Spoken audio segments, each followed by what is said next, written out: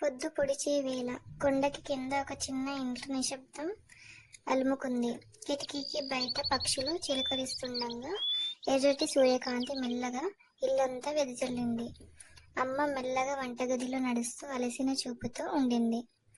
ఒక అరచేతిని నుదుటిపై పెట్టుకుని వెళ్తున్న ప్రతి అడుగు ఆమె శక్తి కొద్దిగా కోల్పోతున్నట్టు అనిపించింది.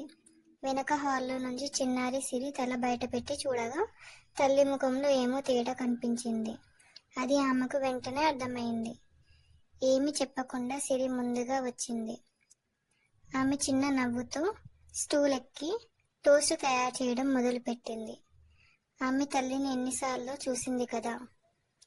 ఆమె టీ పోసింది, పిల్లికి ఆహారం పెట్టింది, తన స్కూల్ బ్యాగ్ కూడా ప్యాక్ చేసింది. ప్రతి చిన్న చర్య ఆమె ప్రేమతో నిండిపోయింది.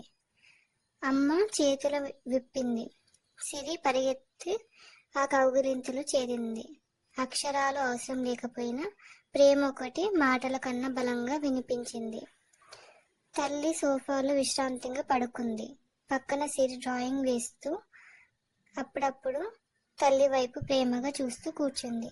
ఒక చిన్నారి చేసిన పెద్ద పని. ఆ రోజు సిరి ఓ విషయం తెలుసుకుంది. ప్రేమతో చేసిన చిన్న సహాయం ఎవరికైనా ఒక పెద్ద బలంగా మారుతుంది. తల్లికి అర్థమైంది, చిన్న హృదయాలు కూడా గొప్ప ప్రేమను భరించగలవని. Please do subscribe. Thank you for watching.